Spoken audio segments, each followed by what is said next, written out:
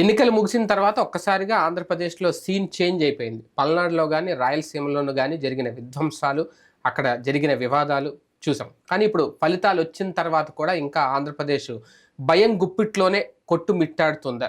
అధికారంలో ఉన్నవాళ్ళు, అధికారం కోల్పోయిన వాళ్ళు ఒకళ్ళనొకళ్ళు దాడులు చేసుకునే సంస్కృతి, కుట్రపూరిత రాజకీయాలు, లేదంటే కక్ష సాధింపు రాజకీయాలు, ప్రతీకార రాజకీయాలు మొదలైపోయినాయి. తెలుగుదేశం పార్టీకి సంబంధించిన నాయకులు ఓపెన్గా సవాలు విసురుతున్నారు, భయపెడుతున్నారు. ఒక రకంగా భయపడాలని అనుకుంటున్నారా? ఎంతవరకు ఇది రేపొద్దున కొనసాగుతుందో, నిజంగా బాబు గారు అధికారంలోకి వచ్చిన తర్వాత, ప్రమాణ స్వీకారం చేసిన తర్వాత ఇంకా పెరుగుతాయా, తగ్గుతాయా? అసలు ఏం జరగబోతుంది ఆంధ్రప్రదేశ్లో? ఈ అంశం మీద చర్చించే ప్రయత్నం చేద్దాం. సరే, ఒక రకంగా నిన్న మొన్న జరుగుతున్న విధ్వంసాలు కానీ, పార్టీ ఆఫీసుల మీద దాడులు చేయడం, రోడ్ల మీద ఎక్కువ పల్నాడులో కానీ ఇక్కడ కానీ, చివరికి మాజీ ముఖ్యమంత్రి జగన్మోహన్ రెడ్డి గారు ఒక గవర్నర్కి ట్వీట్ చేయడం, పరిస్థితి ఏం బాగాలేదు, మీరే చూడండి, ఏంటి మమ్మల్ని రక్షించండి అని. ఏంటిది? ఇంకా ఇలా భయం గుప్పిట్లో ఉండాల్సిందేనా కొన్నాళ్ళకైనా ఇది? మనం డిబేట్లో ఇంతకు ముందు చెప్పుకున్నాం ఈ హింసాకాండ సంఘటనలు చూసినప్పుడు. అవును, ఆ పరిస్థితి ఇప్పుడు ప్రస్ఫుటం అవుతుంది. అంతే. ఇప్పుడు ఆంధ్రప్రదేశ్లో బ్రతకాలంటే ఆ పార్టీతోనన్నా ఉండు, ఈ పార్టీతోనన్నా ఉండు, లేదంటే రాష్ట్రం వదిలిపో. ఇంతే ఫార్ములా. అది కూడా ఉంటే నీ పార్టీ అధికారంలోకి వచ్చినప్పుడే నువ్వు సరిగ్గా బతకగలవు, లేకపోతే బతకలేవు. అంటే ఎందుకు ఇంత రగిలిపోతున్నారు? ఎందుకు ఇంత ప్రతీకారం? గెలిచేశారు, అయిపోయింది. ఓడిపోయిన వాళ్ళు ఓడిపోయారు, అయిపోయింది. మళ్ళీ ఈ దాడులు, ఈ విధ్వంసాలు, ఈ కొట్లాట్లు ఎందుకు? ఇంకా అంతకుముందు వాళ్ళకి వ్యక్తిగతంగా అక్కడ ఏదో అనుభవించి ఉంటారు, అవతల వాళ్ళ వలన హ్యూమిలియేషన్, లేకపోతే వీళ్ళు అక్కడ జరిగి ఏదో వాళ్ళని బెదిరించి ఉంటారు, వీళ్ళు ఏమైనా దాడులు చేసి ఉంటారు గతంలో, అవి బయటకు వచ్చి ఉండకపోవచ్చు. లేదా ఇప్పుడు మనం చూసినటువంటి కొన్ని సంఘటనల ఏరియాలో చూసుకుంటే కనుక, అంటే ఇక్కడ ఏమిటంటే నోటి దూలగాడి మాటలే ఎక్కువ సమస్య. ఎవడో అవతలోని కవ్విస్తాడు, రెచ్చగొడతాడు. ఇప్పుడు ఈ టైంలో కసిరేగిపోతుంది. ఇప్పుడు దాన్ని కంట్రోల్ చేయాల్సిన జగన్మోహన్ రెడ్డి ఇంతకుముందు ఏం చేశాడు? ఇప్పుడు జోగి రమేష్ చంద్రబాబు ఇంటి మీదకి వెళ్తే తీసుకొచ్చి మంత్రి పదవి ఇచ్చాడు. అట్లాగే తెలుగుదేశం పార్టీ రాష్ట్ర కార్యాలయం మీద దాడి చేస్తే వాళ్ళని ఎంకరేజ్ చేశాడు. దాంతో పాటుగా ఆ మాట అన్నారు, అన్నందుకు నువ్వు కేసు పెట్టు, తప్పులేదు. కానీ దాని ఇంపాక్ట్ ఏమైంది? కొట్టించడం. ఇది అదే ఒక డైలాగు, బీపీలు వస్తాయి కొంతమందికి, ఇది వస్తాయి అన్నట్టు. ఒక ముఖ్యమంత్రి స్థాయిలో ఉన్నవాడు ఆ మాట మాట్లాడచ్చా? అప్పుడు కూడా మనం మాట్లాడుకున్నాం, తప్పు, రెచ్చిపోతారు, దాని వలన ప్రమాదకరమైన పరిస్థితులు వస్తాయి. ఇప్పుడు అప్పటి నుంచి ప్రతి అంశంలో కూడా వాళ్ళలో కసిరేగి ఉంది. ఇప్పుడు వాళ్ళు రివర్స్లో చేస్తున్నారు ఎక్కడికక్కడ. అది తప్పన్నాం మనం, ఇది కూడా తప్పనాల. అంతే. దీని ఇప్పుడు సుదీర్ఘకాలం పాటు రాష్ట్రంలో 70ల నుంచి దాదాపు చంద్రబాబు గారు సీఎం అయ్యేదాకా, ముందు చాలాసార్లు మాట్లాడాను నేను అమ్మ, చంద్రబాబు గారు సీఎం అయ్యేదాకా కూడా మన వాళ్ళు ఇక్కడ బ్రతకాలి అనేది కుదరదు. అయితే జైళ్ళల్లో, లేదంటే బెంగళూరు, హైదరాబాదు, లేదా చెన్నై, అంతే. ఇక్కడే ఆస్తి ఉంటుంది. 100 ఎకరాలు ఉన్నా సరే చివరికి కేసులు, లేకపోతే ఇంతే.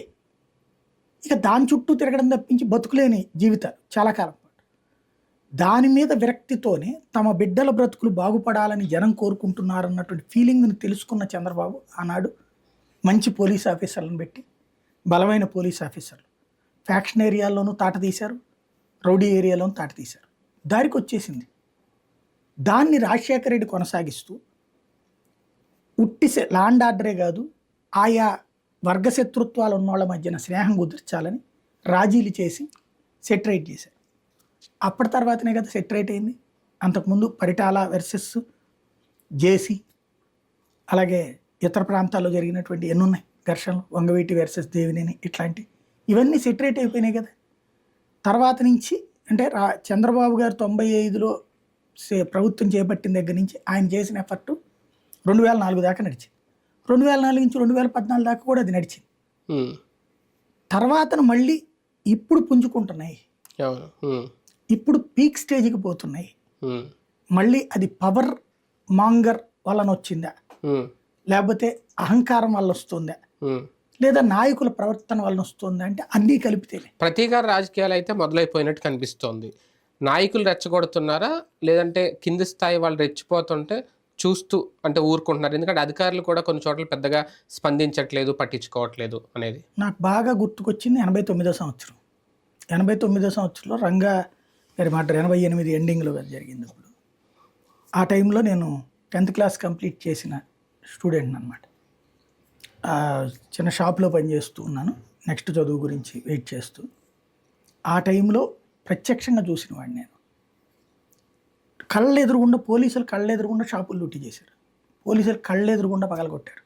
ఇవాళ నిన్న నూజివీడులోనే ఎక్కడో చూస్తే ఒక వీడియో, కానిస్టేబుల్ అక్కడే ఉన్నాడు, ముగ్గురు కలిసి ఒక అతను మీద పడి పొడుస్తున్నారు, కానిస్టేబుల్ యువతలకి లాగాడు, అంటే కొడుతున్నారు ముగ్గురు కలిసి, కానిస్టేబుల్ యువతలకి తీశాడు, ఈలోపు అతను పొడుస్తున్నాడు. కానిస్టేబుల్ సిఐ గారికి ఫోన్ చేస్తున్నాడు అక్కడ కూర్చుని. జనాలు అంటున్నారు, అందరూ భయపడిపోతున్నారు, వణికిపోతున్నారు. సార్ ఏం సార్ కానిస్టేబుల్ గారు చెయ్యండి ఏదో ఒకటి. ఫోన్ చేస్తున్నాను సార్, అక్కడ లిఫ్ట్ చేయట్లేదు అని చెప్తున్నాడు. ఇదంతా వీడియో రికార్డ్ అయింది ఓపెన్. అలాగే ఇప్పుడు మిగతా చోట్ల తెలియదా ఘర్షణలు జరుగుతున్నాయి? మొన్న ఎట్లయితే దాడులు జరుగుతున్నాయని తెలిసి సైలెంట్గా ఉన్నారు పోలీసులు. ఇంతకుముందు కూడా నేను చెప్పాను కదా, పల్నాడులో దాడులు జరుగుతున్నాయని తెలిసి వీళ్ళు అయిపోయిన తర్వాత కేసులు కట్టుకుందాం, మనకెందుకు వచ్చిన గొడవ అనే రూట్లో ఉంటే రాష్ట్రాన్ని ఎవ్వడూ కాపాడలేడు. ప్రజలు మళ్ళీ వాస్తవంగా చెప్పాలంటే కర్ణాటక, తెలంగాణలకి ఆంధ్రాలో ఉన్నటువంటి ఈ ఘర్షణ వాతావరణం వాళ్ళ అదృష్టం. మన దగ్గర ఉన్న ఈ కుల పిచ్చ, మన దగ్గర ఈ కొట్టుకునే దరిద్రం, మన దగ్గర ఉన్నటువంటి ఈ పార్టీల పిచ్చ వాళ్ళకి చాలా అదృష్టం. కానీ ఇది ఏ తరహా రాజకీయ సంస్కృతి? ఓడిపోయిన పార్టీ ఇంకా రాష్ట్రంలో ఉండకూడదు, పారిపోవాలి అనే ఉద్దేశం. ఎందుకంటే నేను బుద్ధా వెంకన్న ఓపెన్గా ప్రెస్ మీట్ పెట్టి ఆయన ఓపెన్గా మాట్లాడారు. మేమంటే ఏంటో చూపిస్తాం, మేము సైలెంట్గా ఉంటే మమ్మల్ని చేతకానోళ్ళు అని అనుకుంటారు, మేమైతే వదిలిపెట్టాం, ఓపెన్ స్టేట్మెంట్ ఇస్తున్నారు. ఇప్పుడు సమస్య అదే కదా. క్రిందటిసారి ఎలక్షన్ అయిపోయిన తర్వాత విధ్వంసం అని దేన్ని అంటాం మనం? విధ్వంసంతో పాలనని. దీన్ని గవర్నమెంట్తో కూలిపిచ్చాడు ఆయన, ప్రజావేదిక.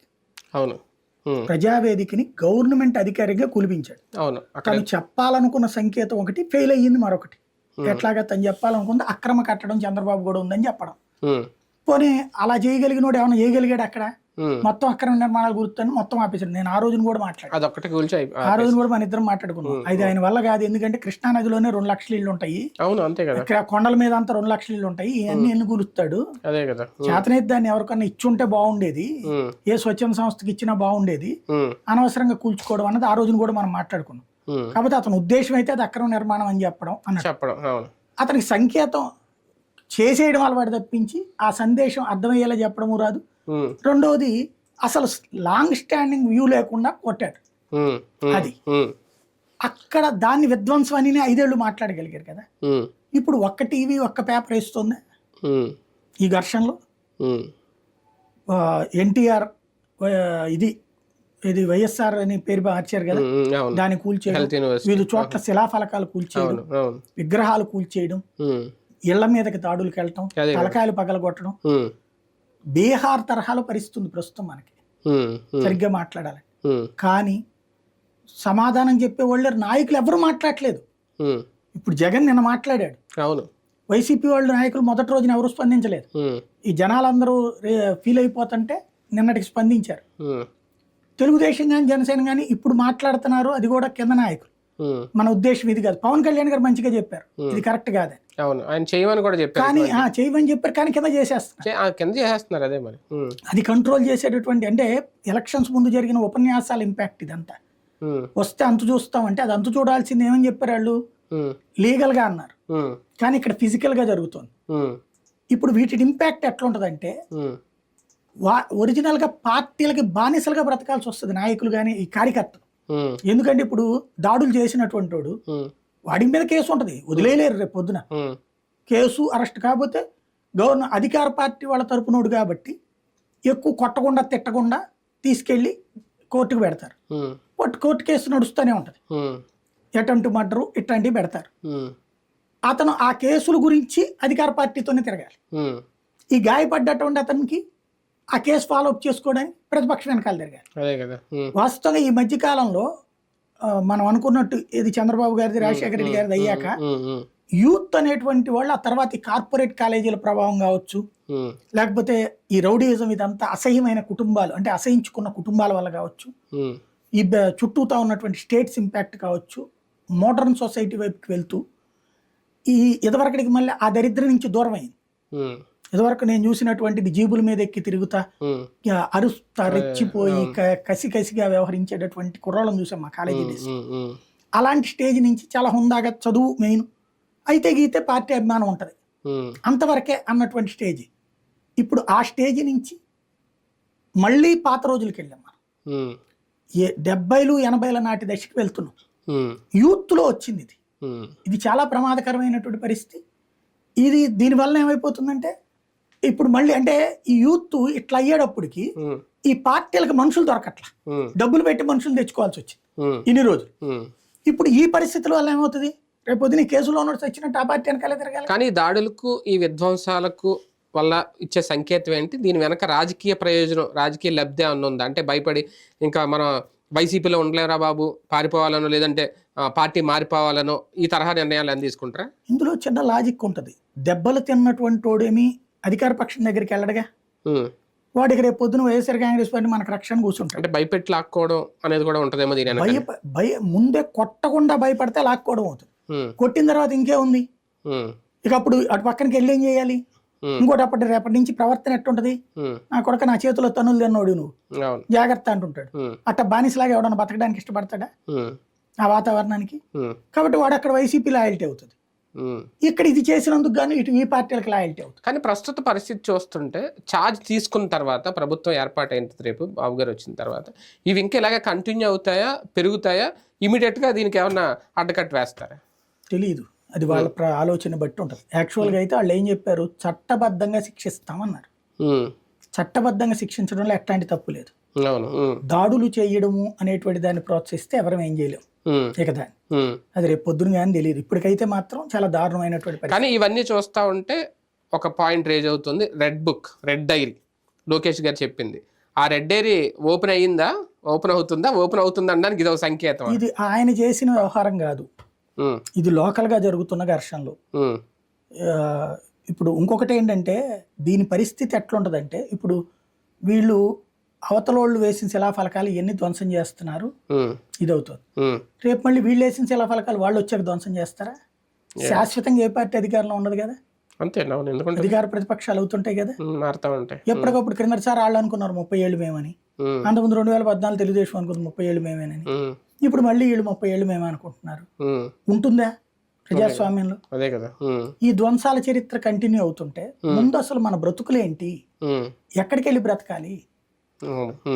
ఇది చాలా ప్రమాదకరమైనటువంటి పరిస్థితి. ఇప్పుడు ఏంటయ్యా అంటే ఆంధ్రాలో బ్రతకాలంటే నువ్వు తెలుగుదేశం వైపునన్నా ఉండు, వైసీపీ వైపునన్నా ఉండు, లేదు అంటే ఇక్కడ బ్రతక్కు అనేటటువంటి పరిస్థితి. అయితే నువ్వు వ్యాపారం చేయాలన్నా అటోళ్ళు అయితే అప్పుడు ఉంటాం. ఇప్పుడు కొన్ని షాపుల మీద దాడులు, కొన్ని వ్యాపార సంస్థల మీద దాడులు, కొన్ని వ్యవస్థల మీద దాడులు.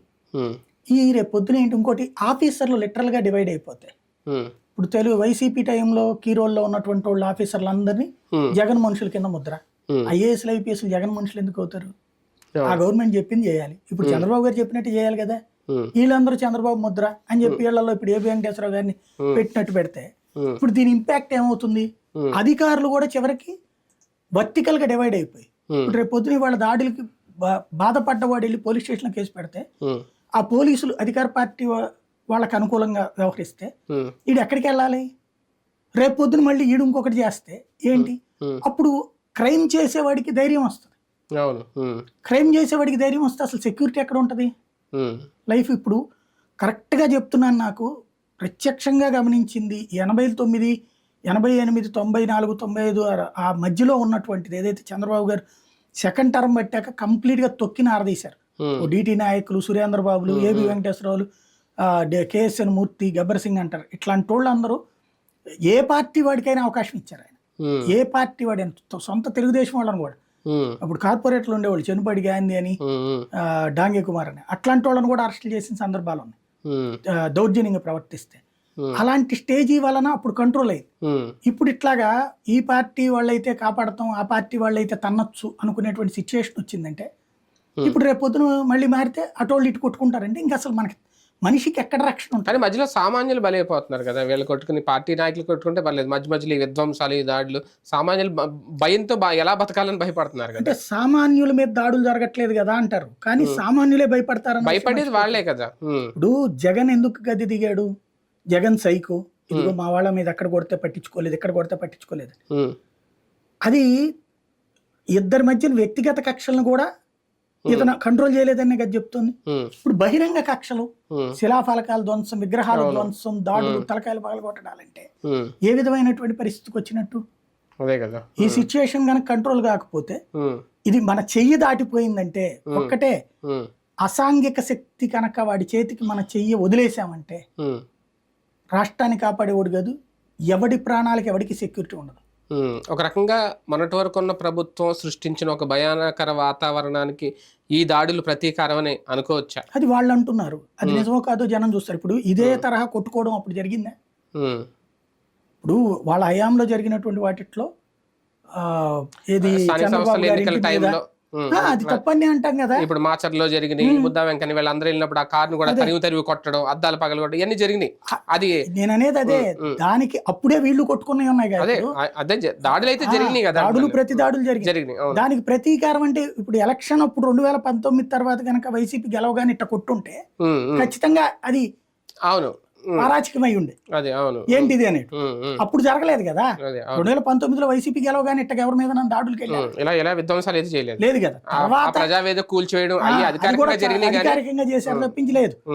ఇప్పుడు ఇది అట్లా కాదే, బహిరంగంగా రోడ్ల మీద నరికేసుకుంటూ పగల కొట్టేసుకుంటూ తలకాయలు పగల కొట్టేస్తా జరుగుతుంటే ఇది అసలు ఏం సంబంధం లేదు. నాకు అర్థం కావట్లేదు. అసలు మనం ఎక్కడున్నాం? పోలీసులు మాట్లాడట్లేదు, అధికారులు మాట్లాడట్లేదు, ఉట్టి ప్రతిపక్షం వెళ్ళి స్టేట్మెంట్లు ఇచ్చుకుంటది, అధికార పక్షం నోరు మీద పదు, పత్రికలు రాయవు, అంత పీస్ఫుల్ గా ఉంది. ఇప్పుడు ఇతర దేశాల్లో ఉన్నటువంటి వాళ్ళకి ఏం జరిగినట్టే ఇప్పుడు, ఎందుకంటే వాళ్ళు చదివిన పేపర్లు ఇలా చదివే వాళ్ళు అరాచకం జరిగిపోతున్నట్టు. ఇవన్నీ రేపటి నుంచి ఆ పత్రికలు రాయరు కూడా. రైట్, చూద్దాం. మొత్తానికి ఆంధ్రప్రదేశ్ ప్రస్తుతం భయం గుప్పెట్లో బిక్కుమంటుందా? రేపొద్దున్న చంద్రబాబు నాయుడు గారు ఛార్జ్ తీసుకుంటారు, సీన్ మారుతుందా, లేదంటే ఇంకా ఈ దాడులు ఈ విధ్వంసాలు ఇవన్నీ కంటిన్యూ అవుతాయి? కంట్రోల్ అయితే చేయాలి ఖచ్చితంగా, ప్రజాస్వామ్యాన్ని కాపాడాల్సిన బాధ్యత అధికార పార్టీ మీద ఉంటుంది కాబట్టి చూద్దాం ఏం జరుగుతుంది.